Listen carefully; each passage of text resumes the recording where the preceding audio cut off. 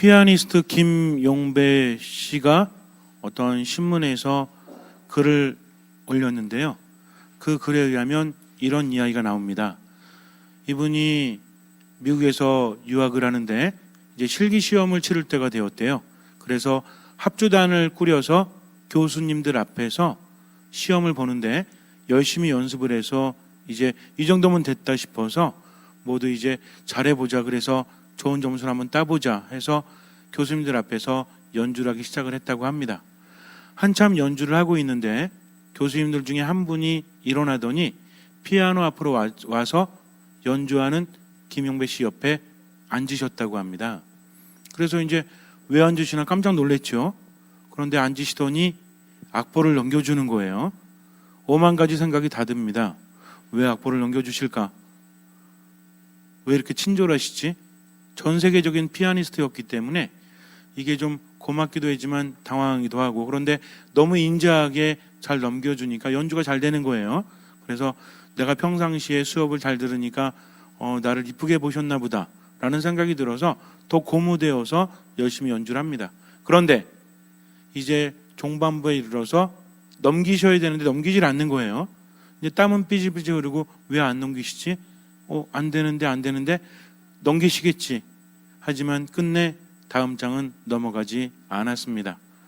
더 이상 연주를 할 수 없었고 피아노가 멈추니까 나머지 악기들도 멈출 수밖에 없었다고 합니다. 그때 노 교수님이 일어나셔서 하시는 말씀이, 자네들이 100% 준비했다라고 하지만 정작 중요한 것은 프로 연주자라면 언제 어떤 일이 발생할지 모르기 때문에 다음 장 넘겼을 때 2줄 이상은 반드시 외우고 있어야 한다네.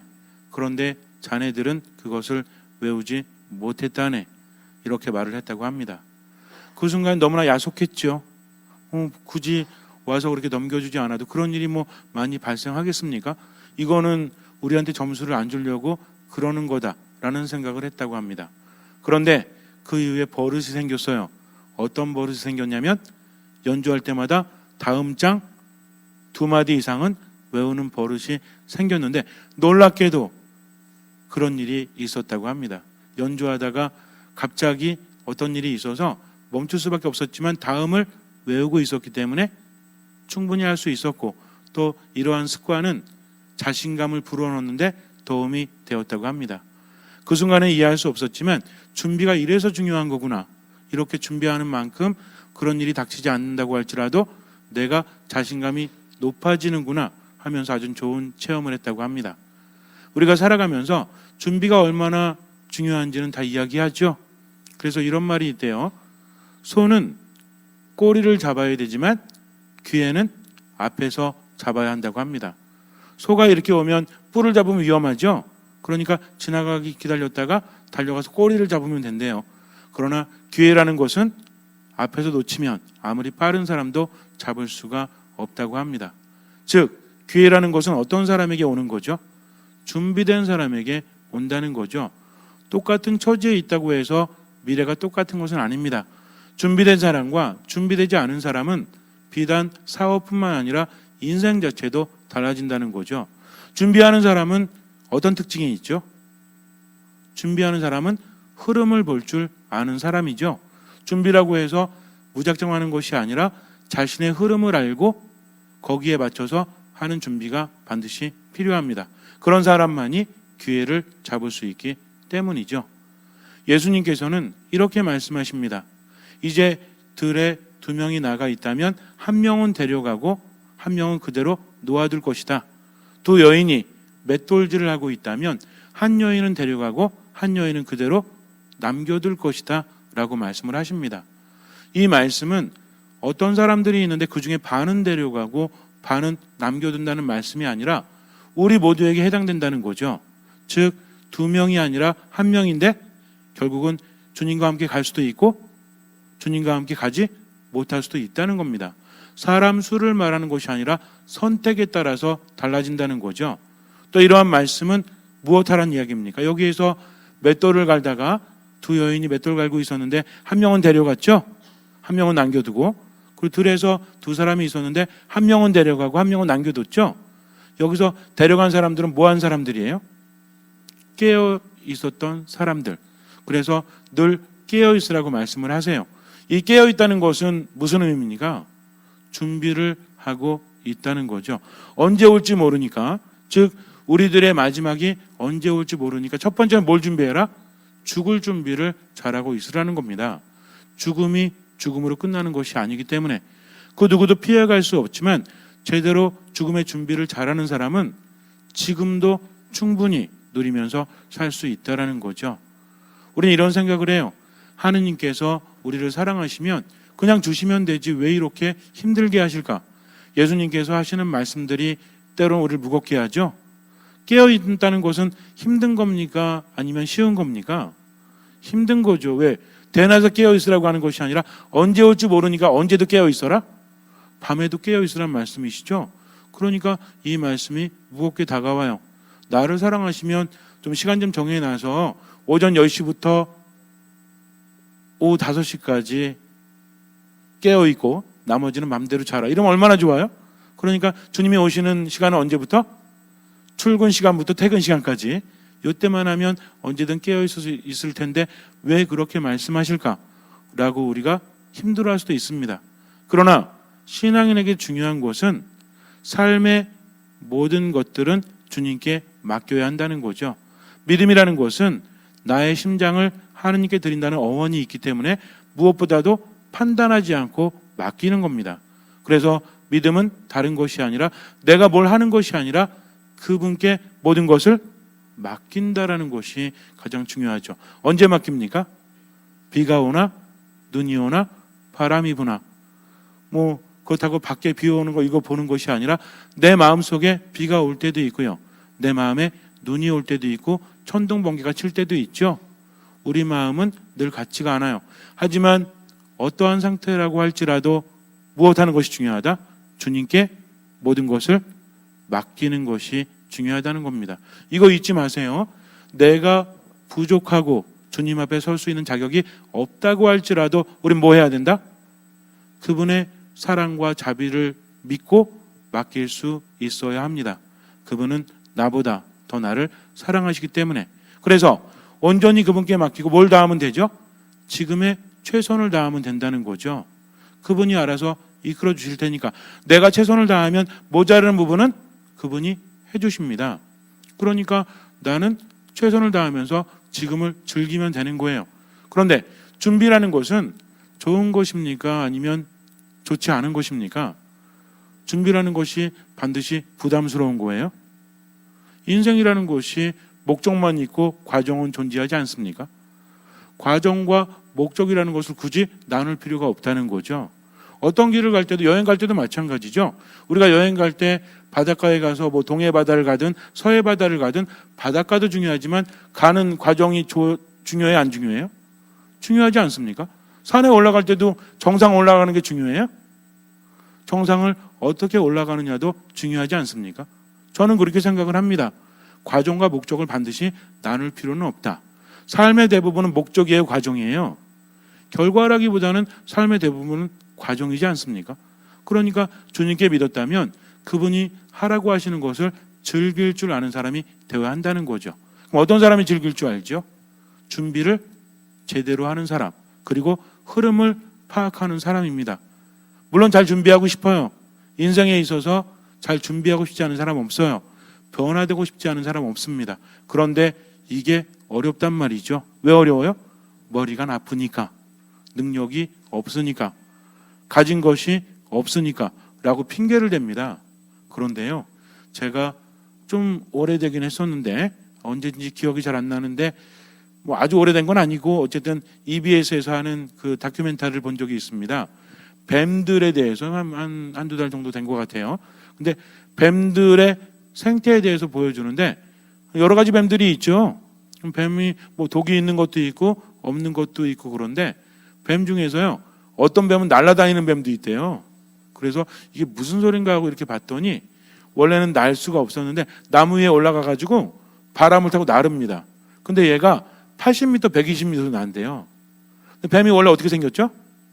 일반적인 뱀은 이렇게 동그랗게 생겼죠? 코브라는 이렇게 넓지만. 근데 얘가 나를 때 어떻게 하냐면 이 배를요 등짝에 대요. 이렇게. 그러니까 어떻게 돼요? 무슨 얘기인지 아시겠죠? 원래 이렇게 통통한데 백가죽이 등짝에 붙으니까 어떻게 됩니까? 이렇게 공기를 좀 탈 수 있는 저항이 생기지 않습니까? 이거 갖고 나는 거예요. 나는데 어떻게 하냐면 머리부터 막 흔들어요. 이렇게. 그러니까 위에서 이렇게 날아다니는 거죠. 여러분들 날아다니는 뱀 보면 어떨 것 같아요? 징그럽긴 하죠. 근데 다람쥐만 나르는 게 아니라 뱀도 그렇게 나를 수 있다고 합니다. 100m까지 나르는 뱀도 있다라고 하니 기가 막히지 않습니까? 뱀은 나를 수 있는 존재예요? 아니면 날지 못하는 존재예요? 환타지가 아니고서야 날 수 없는 존재죠. 그런데 실제로 100m 간 거면 난 겁니까? 뛴 겁니까?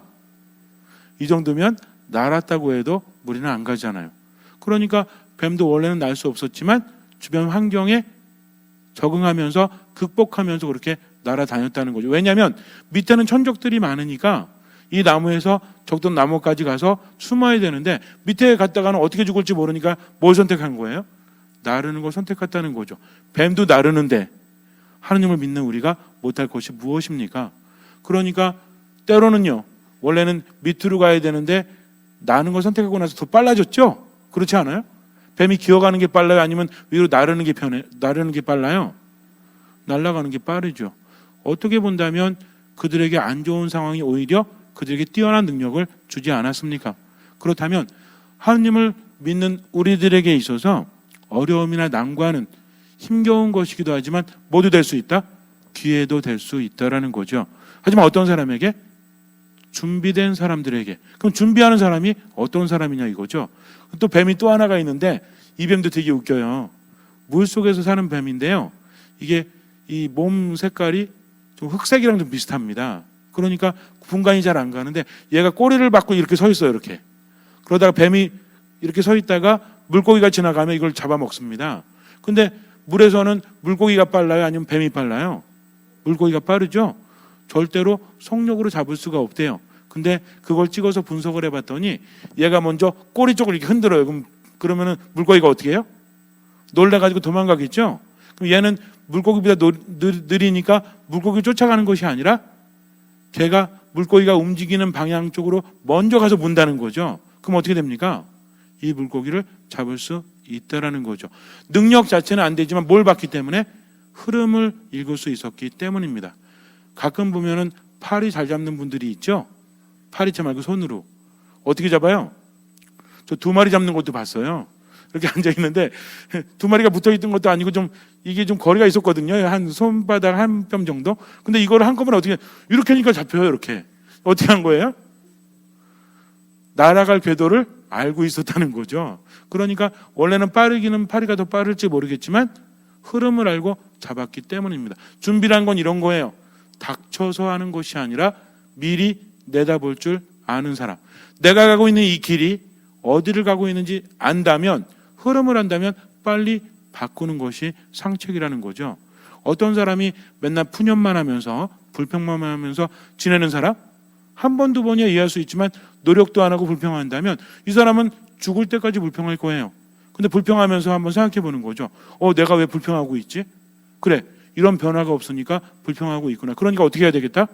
불평할 시간에 노력해야지. 근데 힘이 없는 거죠. 왜? 믿을 구석이 없으니까. 그러나 믿음 있는 사람들에게는 믿을 구석이 있어요, 없어요? 믿을 구석이 어디야? 방구석이에요? 믿을 구석이 어디입니까? 예수 그리스도라는 거죠. 우리보다 우리를 더 사랑하시니까 걱정할 필요 있습니까? 없습니까? 없다는 겁니다. 그래서 흐름을 보고 두려워하지 말고 뭐해라? 즐기라는 거죠. 고통을 어떻게 즐깁니까? 고통을 즐기라는 것이 아니라 주님께서 함께 하심을 즐기라는 겁니다. 그러면 때로는 어려움이 오히려 우리에게 기회가 될 수도 있기 때문입니다. 어떤 형제님이 나이 40에 병원에서 진단을 받았는데 이분이 당이래요. 그리고 고지혈증이래요. 그리고 비만이라고 합니다. 그러니까 건강관리 안 하면 죽을지도 모른다고 의사가 겁을 줍니다. 근데 나이 40에 그렇게 병이 걸리고 나니까 삶이 어떨 것 같아요? 나이 40이면 많은 나이입니까? 적은 나이입니까? 어린 나이죠. 어린 나이. 나이 40이 무슨 뭐 어른입니까? 어쨌든. 근데 결혼하고 아이도 키우면서 보니까 이 겁이 나기도 하고 내 인생이 망가졌다는 생각도 들고 아무튼 너무 힘들었어요. 그래도 의사가 살아야 된다라고 하니까 약을 먹으면서 이제 운동을 하기 시작을 했죠. 1시간씩 무조건 운동해라. 비가 오나 눈이 오나 바람이 부나 무조건 운동을 하라고 합니다. 그러니까 이 사람이 어쩔 수 없이 운동을 하는데 이제 동네에 있던 운동장에 가서 학교 운동장에 가서 이렇게 돌았대요. 근데 돈도 많이 버는 분이었어요. 돈 많이 벌면 뭐합니까? 이미 나이 40에 몸이 완전히 망가졌는데 그래서 이렇게 한 바퀴 도는데 동네 아줌마들이 옆에서 같이 돌고 있더래요. 나이를 보아하니까 한 60에서 70 정도? 근데 아줌마들도 못 따라가는 거예요. 어떨까요, 기분이? 나이 40의 남자가 나이 60, 70의 여자를 못 따라간다는 것은 이 사람에게 뭘 줬을까요? 절망감을 줬죠. 절망감을. 그러니까 한 바퀴 돌면서도 한 번 쉬고 두 바퀴 돌고 10분 쉬고 1시간 동안 몇 바퀴 돌지 못했대요. 집으로 돌아오면서 다리는 후들거리고 이게 내가 살아있는 건지 아니면 살아있지 못하는 건지 알 수가 없어요. 그래서 이제 집에 와서 잠자다가 그 다음날이 됐어요. 운동을 했을까요? 안 했을까요? 해야죠. 죽는다는데 안 할 수 있습니까? 언제 해라고 그랬어요? 비가 오나 눈이 오나 바람이 부나 할 수밖에 없는 겁니다. 그래서 그 다음날 가서 또 했죠. 또 힘들어요. 그렇게 일주일이 지났습니다. 근데 첫날부터 초반부에는 한 10번을 쉬었다면 일주일 지나니까 몇 번 쉬어요? 10번 못되게 한 3번, 4번 쉬더래요. 그러니까 뭐가 생깁니까? 왠지 이거 살짝의 희망이 생기죠. 우울함이 99%라면 1%의 희망이 생겼어요. 그래서 그 다음 주에 또 합니다. 또 합니다. 이렇게 석 달이 지나니까 한 번도 쉬지 않고 1시간 동안 돌았다는 거죠. 이제 뭐가 생겨요? 슬슬 자신감이 생기고 희망이 보이기 시작해요. 야, 이러면 약을 끊을 수도 있지 않을까 하면서 하다 보니까 이제 아줌마들 지나갈 때 어때? 앞지르면서 쾌재를 부르고 아줌마들은 전혀 상관없는 거예요. 혼자 앞에 가가지고 아싸 이러면서. 근데 그렇게 돌다 보니까 요거는 좀 만만하니까 1시간 이상 시간 낸다는 것도 쉽지가 않아서 그래서 이제 딱 보는데 앞에 산이 하나 보이더래요. 그래서 이제 내가 산을 좀 타야 되겠다. 저 정도면 뭐 1시간 있으면 갔다 올 수 있겠지 하면서 그 다음날 산을 탔대요. 갔다 오는 5시간 걸려요. 5시간. 올라가가지고 다리가 풀려가지고 내려올 때는 걸어 내려오는 건지 굴러 내려오는 건지 알 수가 없을 정도로 내가 3개월 동안 열심히 걸었음에도 불구하고 산은 힘들다는 거죠. 그래서 이제 내려와가지고 집에 자면서 또 뭐가 됐어요? 이만큼 부풀어 오는 희망이 뭐가 됩니까? 절망감이 되어서 이제 또 잠을 청했죠. 그리고 나서 이제 생각을 하는데 운동장은 안 될 것 같고 산을 가야 될 것 같은데 이분이 하는 일이 워낙 바쁜 일이었기 때문에 시간을 낼 수가 없어서 안 되겠다 싶어가지고 5시에 일어났대요. 5시에. 5시에 일어나가지고 이제 산을 올라간 거죠. 왜냐하면 9시까지는 올 수 있으니까 4시간 정도에 이제 맞춰야 되겠다 무조건. 그래서 5시에 시작을 했는데 일어나는 게 죽는 것보다 싫었대요. 왜? 억지로 하니까. 그렇게 2년이 흘렀습니다. 5시만 되면 눈이 떠져요. 근데 어떤 마음으로 눈을 떴을까요? 처음에는 죽는 것보다 싫었는데 이제는요. 비가 오나 눈이 오나 바람이 부나 이게 즐거웠대요.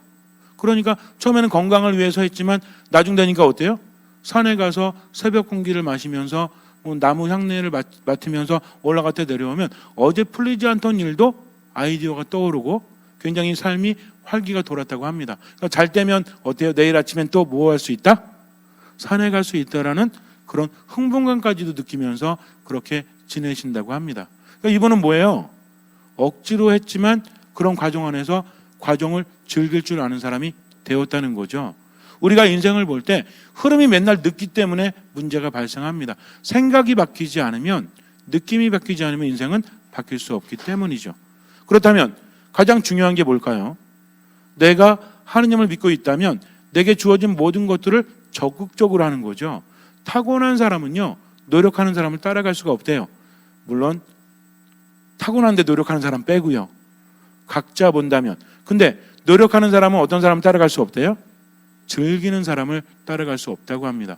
가만히 보니까 즐기는 사람이 노력해야 안 해요? 절대로 하죠. 왜? 자기가 즐겁기 때문입니다.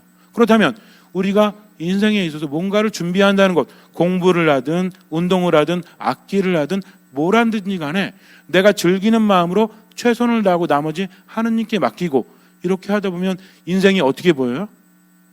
인생이 다르게 보일 수 있다는 거죠. 실제로 많은 고통스러워하는 사람들의 문제가 뭐냐면 걱정하고 염려하고 거기에 대해서 부정적으로 생각하느냐고 시도조차 하지 않거나 조금 시도하다가 포기하니까 이루지 못한다는 겁니다. 그러면서 하느님도 무서운 분이죠. 왜? 나를 보살펴 주지 않으시니까. 나에게 많은 걸 주지 않으시니까. 하느님께서는 인간적인 방식으로 주십니까? 아니면 당신의 방식으로 주십니까? 하느님의 방식으로 주신다는 거죠. 그런데 우리가 믿을 수 있는 건 무엇 때문이에요? 그분은 나보다 나를 더 사랑하시기 때문에. 최선을 다했습니까? 그렇다면 맡겨야죠. 근데 최선도 다하지 않고 그저 은총만 내려주시길 바란다면 그 사람은 참으로 어리석은 사람이라는 거죠. 절대로 은총이 내리지 않습니다. 그래서 깨어있는 사람은 어떤 사람이다? 깨어있는 사람은 준비를 하는 사람이요, 준비를 잘하는 사람은 흐름을 아는 사람이다. 그리고 어떤 사람이다? 즐길 줄 아는 사람이라는 거죠. 즐기니까 여유가 생깁니까? 안 생깁니까? 여러분도 한번 생각해 보세요. 내 앞에 큰일이 있어요. 걱정한다고 해결됩니까? 염려한다고 해결됩니까? 인상 찌푸린다고 해결돼요? 그렇지 않다는 거죠. 어차피 피해갈 수 없다면 어떻게 해라? 그런 말 있죠. 예전에 그 유격 훈련장 가면은 피할 수 없으면 즐기란 말이 있어요. 근데 이게 말이 돼? 라고 했지만 그게 현명하지 않습니까? 어차피 피해갈 수 없는데 혼자 인상 쓰고 슬퍼하고 고통스러워하고 괴로워해봤자 해결될 수 있는 건 있어요, 없어요? 아무것도 없다라는 거죠. 그러니까 믿음 있는 사람은 첫 번째로 뭐 하는 사람이다? 주님께 모든 것을 맡기는 사람이다. 언제 맡깁니까? 비가 오나 눈이 오나 바람이 부나. 어디에? 또 이런 창문 보시면서 하면 안 돼요. 내 마음속에 비가 오든 바람이 불든 감정이 어떠하든 두려움을 느끼든 상관없이 뭐 하란 얘기예요? 맡기란 얘기입니다. 그리고 뭐 합니까? 맡기고 즐길 줄 아는 사람이 되라는 거죠. 근데 맡긴다는 게 주님 알아서 하세요. 그리고 즐기는 게 아닙니다. 맡겼기 때문에 그분의 말씀을 들으면서 살아가는 사람. 그리고 뭐를 다하는 사람? 최선을 다해야만 맡길 수 있는 거지. 요만큼 해놓고 주님 나머지 알아서 해주세요. 이건 아니라는 거죠. 어느 만큼 해야 됩니까? 내가 할 수 있는 만큼 최선을 다하고 나머지를 맡기면 그 다음부터 놀라운 경험을 하게 됩니다. 엄청나게 발전하게 되죠. 그러면서 어때요? 그 과정이 행복하다라고 여깁니다. 실제로 많은 분들이 그래요. 어떤 예술이라든지 어떤 분야에서 최고를 이룬 분들이 있죠. 이런 분들이랑 대화를 해보면 제가 가끔 물어요. 혹시 예전에 초보 시절로 돌아가면 돌아가시겠습니까? 저는 원래 물을 때는 어떻게 생각했냐면 절대로 안 돌아간다고 할 줄 알았어요. 근데 돌아가고 싶대요. 왜? 그때가 더 즐거웠기 때문입니다. 가만히 보니까 이분은 그때부터 이미 즐기면서 최선을 다했으니까 지금도 얻을 수 있었다는 거죠.